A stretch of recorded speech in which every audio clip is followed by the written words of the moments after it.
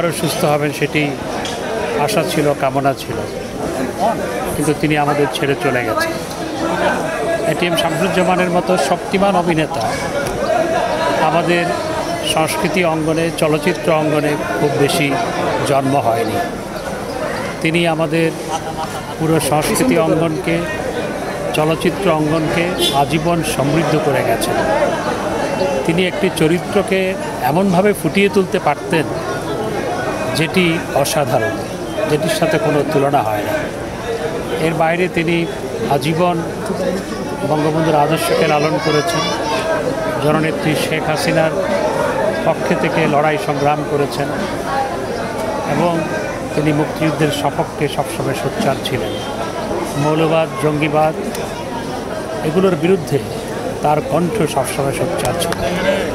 এমন একজন শক্তিমান অভিনেতাকে হারানো আমাদের সংস্কৃতি অঙ্গনের জন্য, বাংলাদেশের জন্য, চলচ্চিত্র অঙ্গনের জন্য অপূরণীয় ক্ষতি। এই ক্ষতি সহজে পুষিয়ে ওঠার নয়। এটিএম ভাইয়ের সাথে আমার সম্পর্ক হচ্ছে, ওনার বাসা হলো এখানে লোহারপুলের এই পার, আর আমার জন্মস্থান হলো ওই পার, গ্যান্ড্রিয়া। আমি ছোটোবেলার থেকে ওনাকে চিনি এবং অভিনয়ে তো অনেক ছবি করেছি এটিএম ভাইয়ের সাথে।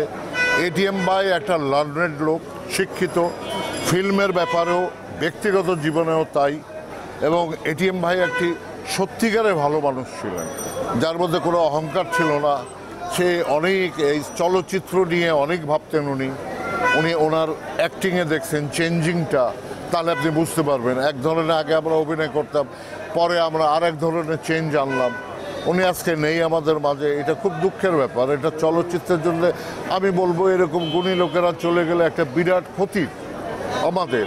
কারণ হচ্ছে আমরা বলবো এই জ্যাকি ভাই আছে, আমি আছি, জয় আছি, আমরা বলবো আরও শিল্পী আছেন, আমরা অনেক ভাগ্যবান যে এইরকম টিচার বা অভিভাবক পেয়েছিলাম আমরা। এটিএম শামসুজ্জামান শুধু অভিনেতা ছিলেন না, একজন গুড টিচার ছিলেন অভিনয়ের ব্যাপারে, গুড রাইটার ছিলেন, যেহেতু অভিভাবক।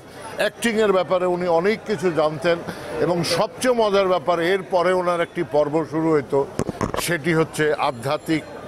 উনি খুব ধার্মিক লোক ছিলেন, 5 ওয়াক্ত নামাজ পড়তেন, উনি শুটিংয়ে গেলেও পড়তেন। একদিনের ঘটনা আমি বলি, আমরা শুটিং করছিলাম টেকনাফে, এটিএম ভাই বসে ওয়াজিফা পড়তেছেন, কিছু মৌলবীরা কয় জায়গাটারে এটা নষ্ট করে দিল ফিল্ম করতে হয়। পরে আমি ওরা দেখালাম, দেখেন এই ভদ্রলোক ওখানে বসে ওয়াজিফা পড়তেছে। এটিএম ভাই খুব ভালো মানুষ। আমার যতটুকু বিশ্বাস, আল্লাহ এবং রাসূল ওনাকে মাফ করে দেবেন। বড় ভাই ছিলেন আমাদের, টিচার ছিলেন। যে আমরা পুরো পরিবারটা মাননীয় প্রধানমন্ত্রী জননেত্রী শেখ হাসিনার কাছে ঋণী। উনি যখন আজ থেকে বছর খানিক আগে চরম অসুখে পড়ে গেছে, আসগর আলী হাসপাতাল থেকে নিয়ে বঙ্গবন্ধু জেনারেল হাসপাতাল পর্যন্ত যেভাবে চিকিৎসা, উনি নেত্রী বিদেশ ছিলেন। এখনকার তথ্যমন্ত্রী ডক্টর হাসান মাহমুদ এবং বড়ুয়াদা তাৎক্ষণিক ছুটে আসতেন, বলছেন প্রধানমন্ত্রীর নির্দেশ, ওনার সম্পূর্ণ চিকিৎসার ব্যয়ভার আমি নিলাম। সম্পূর্ণ সুস্থভাবে চলে আসেন। হঠাৎ করে বুধবার দিন শ্বাস প্রশ্বাসে কষ্ট নিয়ে উনি আসগর আলীতে ভর্তি হওয়ার পর ওনাকে করোনার মনে করলেন, করোনা নেগেটিভ, ক্যাবিনে দিয়ে দিলেন শুক্রবার দিন। সকাল থেকে উনি ছটফট করতেছেন, বাসায় চলে আসবেন। 3টার দিকে নিয়ে আসলো, ডাক্তার বললো নিয়ে যান, অসুবিধা নেই। কালকে সবাই, শুধু আমি ছাড়া, আমি ক্রীড়াঙ্গনে, আমি শেখ রাসেলের স্পোর্টস ডাইরেক্টর, আমার আজকে খেলা ঢাকা হয়নি। আমি আমার প্লেয়ারদের নিয়ে ক্যাম্পে ব্যস্ত ছিলাম। রাত 10টায় আসলাম পর আমার ছেলে মেয়েরা বললো, আব্বা, বড় আব্বা খুব ভালো আছে, তুমি যে একটু দেখা করো। ভাবলাম সকালে দেখা করো।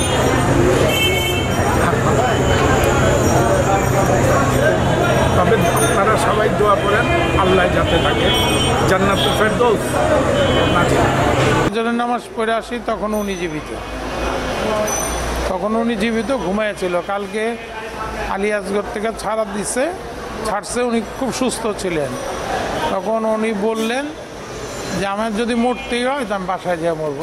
সবাই সুস্থ, সবার কাছে এগুলো ছেড়ে দিচ্ছে। রাত্রে যখন আমি 11টার সময় নিচে বড় ভাবির রুমে গেলাম, তখন বলল তো দাদা ভাই ঘুমাইতেছে। আমি কেন এত জলদি বললো যে আমার কাছে অনেক দিন ধরে ঘুমাইতে আছে, আমার ডিস্টার্ব করো না। আমি যখন ফজরের নামাজ পড়ে ঘরে ঢুকছি তখন ও কান্নাকাটি কোনো ঘুমের মধ্যেই উনি মারা গেছে। সেই ফজরেরই ধরেন 7:30 বার্ধক্যজন, যদিও বয়স হয়ে থাকে 81 বছর, আমি তো বার্ধক্যজনিত তার মধ্যে কিছু পাইনি। অসুস্থ ছিল তো সে অনেক দিন ধরেই। ফ্যামিলিতে এখন কে কে আছে? এখন 2 ছেলে, ওই ছেলে তার একটা ভিতরেই, এক ছেলে আছে, 3 মেয়ে আছে, 3 মেয়ে বিবাহিত এবং ভালো অবস্থানে আছে। এখন আমার বড় ভাই মারা গেছে। আপনাদের সবার কাছে দোয়া চাই, দেশবাসীর কাছে দোয়া চাই, দেশের মানুষ ভালো থাকুক, আমরা সবাই এই দোয়া করি, দেশটা ভালোভাবে চলুক, শান্তিতে চলুক, এই আমরা এটাই চাই। ওনার দাফন হওয়ার কথা ছিল যে বাদ জোহর, আমরা নিউজে যতটুকু দেখেছি বাদ জোহর দাফন হওয়ার কথা ছিল।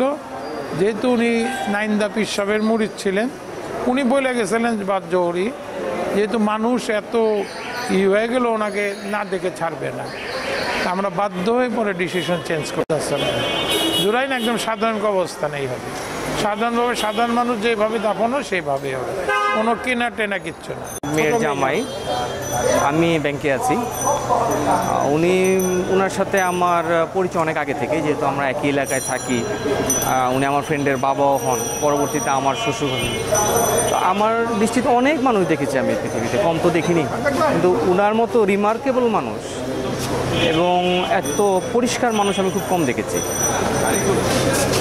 কোনো অন্যায়ের সাথে আপোষ নাই, কখনো অন্যায়ের সাথে আপোষ করবেন না, কখনোই না, নেভার এভার।